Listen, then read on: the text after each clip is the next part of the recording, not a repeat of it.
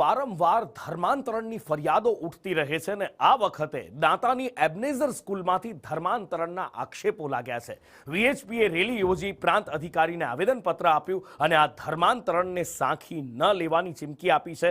જો આ ધર્માંતરણ ન અટકે તો શાળાને તાળાબંધી કરવાની અને ઉગ્ર આંદોલન કરવાની વીએચપી દ્વારા ચીમકી ઉચ્ચારવામાં આવી છે।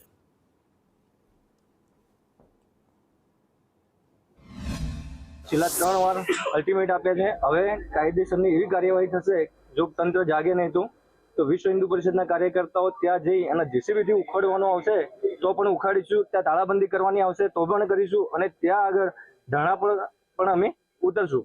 આ સ્કૂલની જે ઘટના બની એ ઘટના કોઈ નવી નથી।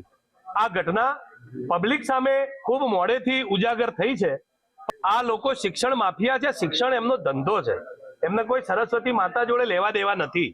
તો આપણી હિન્દુત્વના નામે ચાલતી સરકાર જો આવી આ દેશદ્રોહી અને ભારત દ્રોહી સનાતન દ્રોહી પ્રવૃત્તિઓને ડામવાનો પ્રયત્ન નહીં કરે ઝડપીમાં ઝડપી, તો એના વિધ્વંસક એધાણ સમાજની અંદર વર્તી જશે। ચૈતર